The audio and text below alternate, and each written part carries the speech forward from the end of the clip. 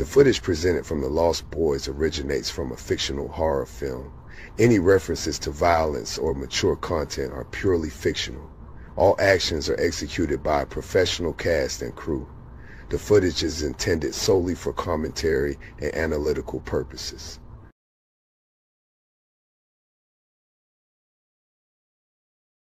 The Lost Boys is a 1987 American supernatural black comedy horror flick that tells the story of two teenage brothers who relocate with their divorced mom to the made-up town of Santa Carla, California.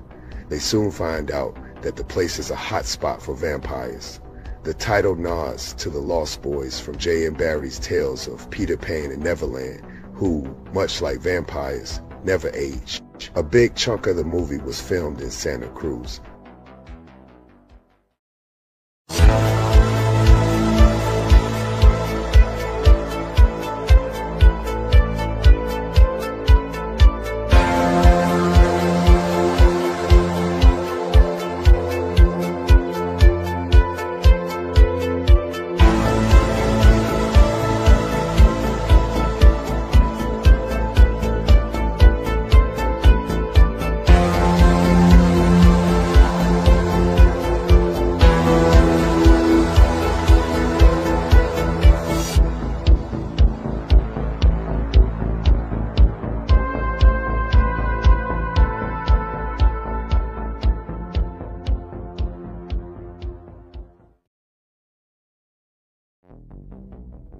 Production. Background.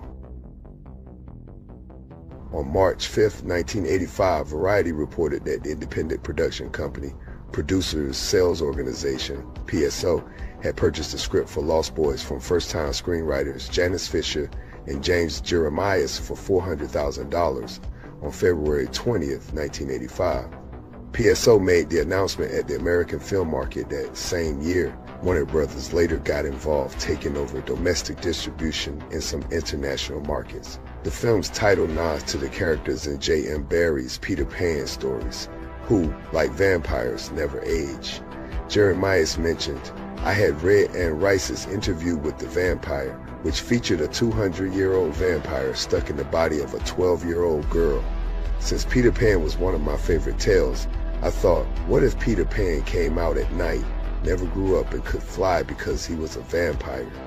Academic William Patrick Day points out that the main theme of The Lost Boys, which loosely references Peter Pan, revolves around the struggles of the Emerson family and the challenges of modern adolescence. Initially, Richard Donner was set to direct, and Fisher and Jeremias based their screenplay on Donner's recent hit, The Goonies, 1985. The film was originally envisioned as a youthful vampire adventure featuring 13 or 14-year-old vampires, with the Frog Brothers depicted as chubby 8-year-old Cub Scouts and starred as a young boy. When Donner became tied up with other projects, Joel Schumacher was brought in to direct. I have a problem that if I'm on a project too long before I get to make it, I've made it in my head so many times, I lose my enthusiasm. And I was doing something else and just decided, let's get somebody in to make this film. And my wife, brilliant, beautiful, loving, greatest producer in town, Lauren Schuler-Donner, had done Joel's first picture. And she always said, Joel, it's just great, it's just great. And he really sounded, yeah, this is kind of Joel's cup of tea. Although Donner still received credit as an executive producer, he suggested making the film more adult-oriented, enlisting screenwriter Jeffrey Boehm to revise the script and age up the characters. Casting. Schumacher mentioned that he had one of the greatest casts in the world, emphasizing that they were the heart of the film. Most of the younger actors were relatively unknown at the time. Schumacher and Marion Doherty went through a lot of candidates before making their selections. Jason Patric was approached early on to play Michael, but he wasn't interested in a vampire movie and turned it down many times. Eventually, Schumacher's vision and his promise of giving the cast plenty of creative input convinced Patric to join the project. Kiefer Sutherland noted that Patrick played a key role in adapting the script with Schumacher and shaping the overall film. Drink some of this, Michael. Be one of us. Schumacher initially pictured Starr as a waifish blonde, much like Meg Ryan, but Jason Patric encouraged him to consider Jamie Gertz, who had just worked with him on Solar Babies, 1986.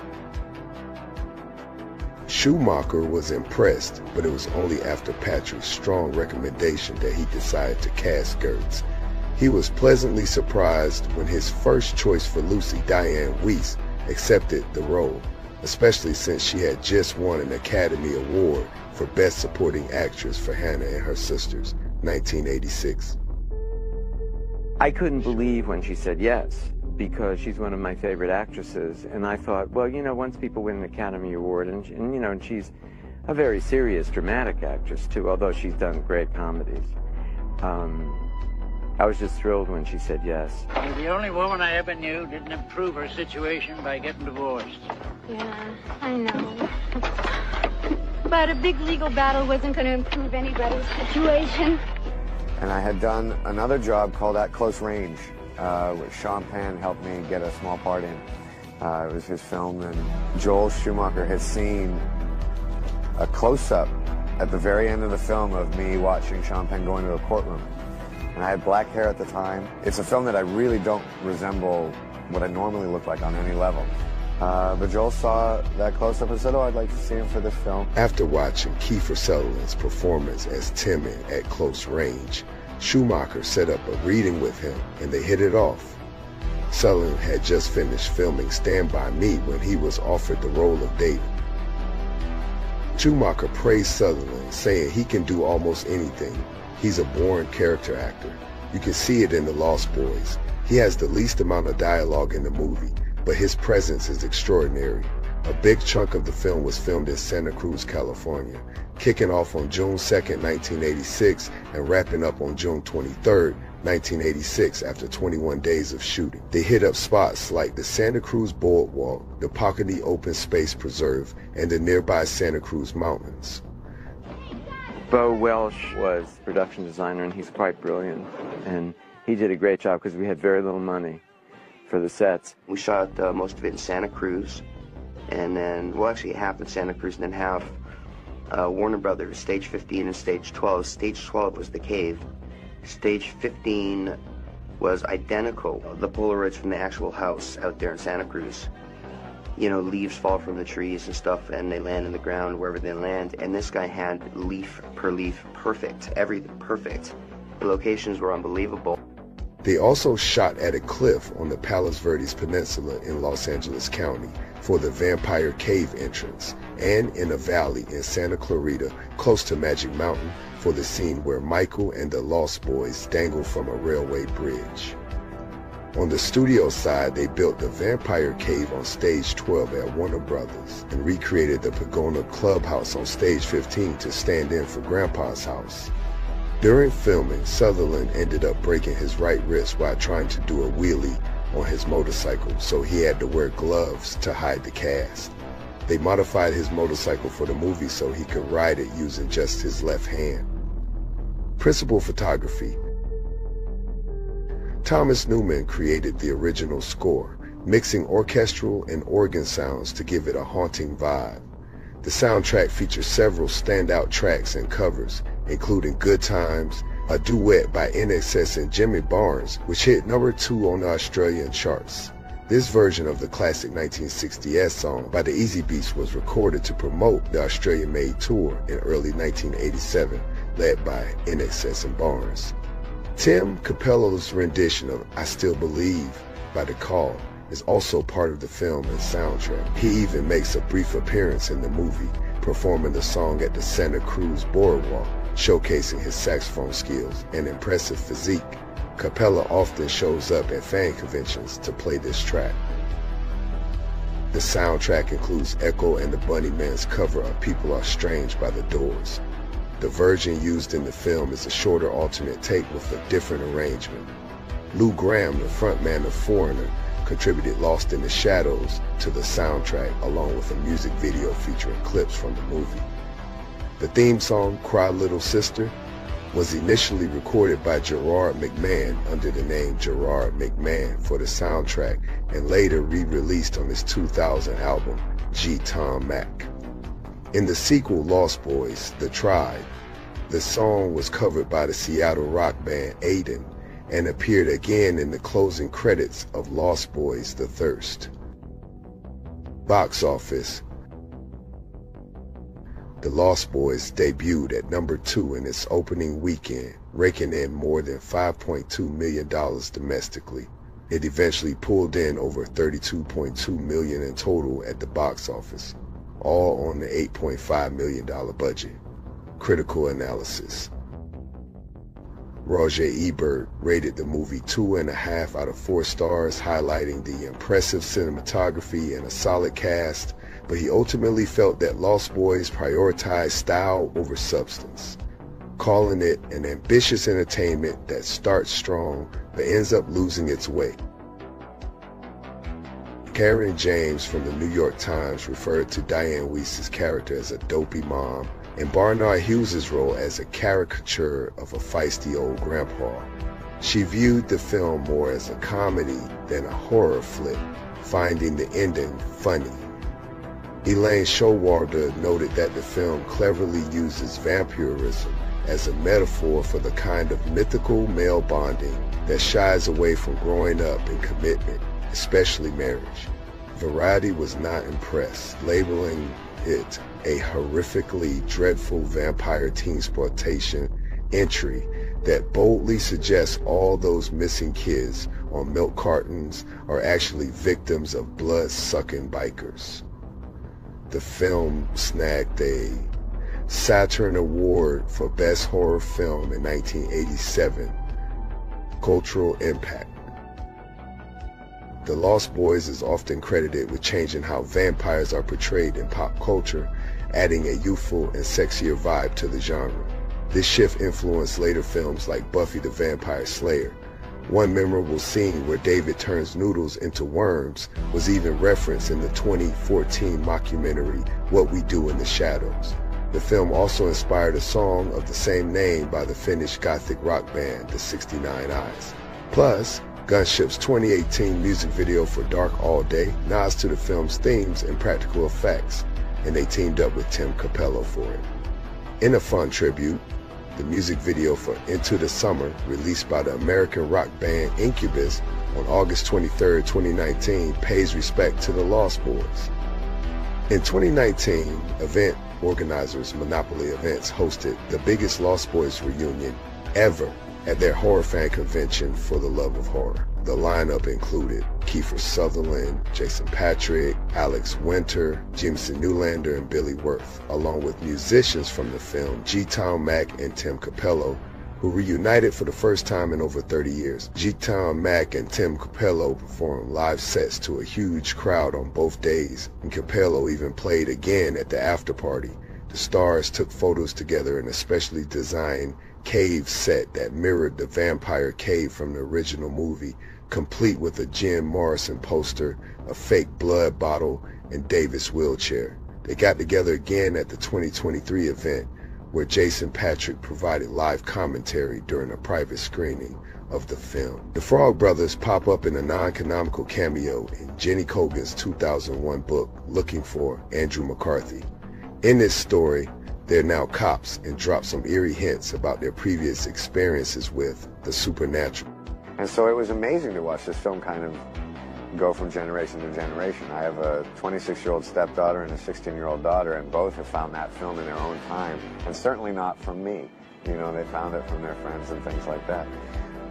And I think that's phenomenal, that a film can actually get handed down from one generation to another and do that. And that really is a testament to Joel.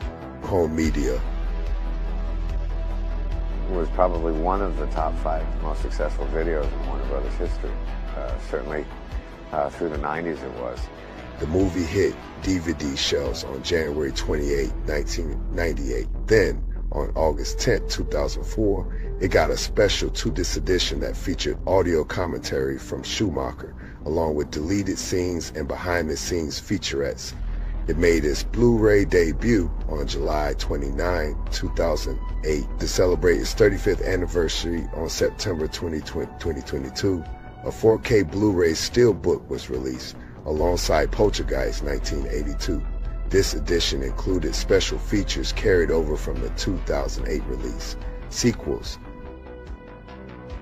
Kiefer Sutherland's character David gets impaled on some antlers but doesn't explode or dissolve like the other vampires. The plan was for him to survive, setting up a sequel called The Lost Girls. Over the years, scripts for this and other sequels floated around, and Joel Schumacher tried several times in the 90s to make a sequel happen, but it never materialized. In 2008, a direct-to-DVD sequel titled Lost Boys: The Tribe came out. Corey Feldman reprised his role as Edgar Frog, and Corey Haim made a cameo as Sam Emerson. Kiefer Sutherland's half-brother, Angus Sutherland, took on the role of the main vampire, Shane Powers. A third movie, Lost Boys: The Thirst, hit DVD shelves on October 12, 2010. Feldman not only played Edgar Frog, but also took on the role of executive producer, while Newlander reprised his role as Alan Frog. Sadly, Haim, who wasn't supposed to be in the film, passed away in March 2010. There were talks about a fourth movie and a Frog Brothers TV series, but those plans fell through when Warner Premiere shut down. Fast forward to September 2021, a new film was announced, set to be directed by Jonathan Entwistle, with a script by Randy McKinnon and starring Noah Jupe and Jaden Martell.